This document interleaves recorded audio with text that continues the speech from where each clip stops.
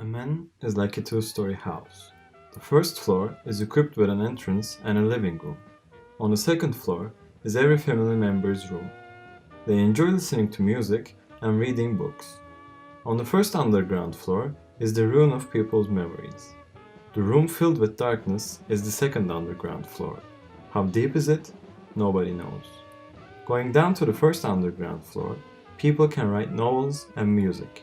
However, I believe that such works cannot move people's hearts, F. Scott Fitzgerald said. If you want to tell a story which is different from others, use words that are different from others. Thelonious Monk's music is so unique that we cannot believe he played his music with popular instruments such as the piano. The depth of this kind of art can move people's hearts. These artists found a way to go down to the deep underground floor. Says the world-renowned author Haruki Murakami. He himself has also found a way to go down to the deep underground floor and to touch his readers' hearts. But what came before this novelist was a 20-something-year-old who loved jazz and tried to make a living by operating a jazz bar in his motherland, Japan. The history of the jazz scene in Japan is a rather complicated one. Jazz started to sprout in the 1920s, got banned in the 30s, was deemed to be enemy music during the Second World War, and exploded afterwards. The explosion of the genre subsequent to the war was something Murakami got to experience in the 60s while he was growing up. I had my first encounter with jazz in 1964, when I was 15. Art Blakey and the Jazz Messengers performed in Kobe in January that year, and I got a ticket for a birthday present. This was the first time I really listened to jazz, and it bowled me over. I was thunderstruck.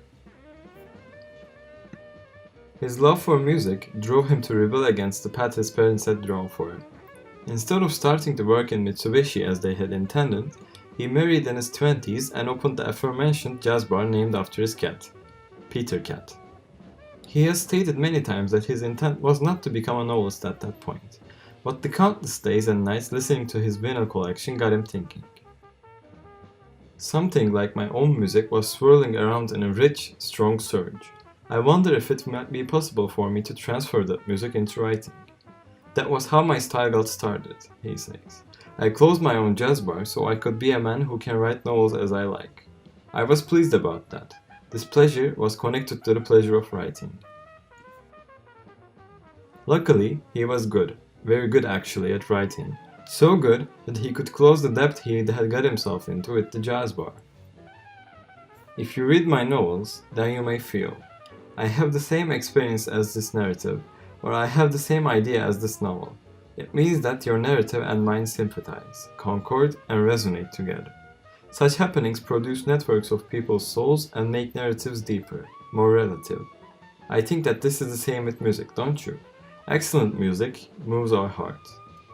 And Murakami's work has both, the narrative and the music. If you're an avid jazz listener, you will find it easier to indulge in the lives of characters who have memories bound to Georgia on my mind, who listen to Bill Evans on their vinyls, or who casually refer to Thelonious Monk in their dialogues. The way Murakami integrates his love for jazz into his work is one of the things that make his take on magical realism special. He connects the readers to their day-to-day lives in the midst of a surreal plot lines by referencing what the author and the audience have in common, their love of music, and specifically, their love of jazz.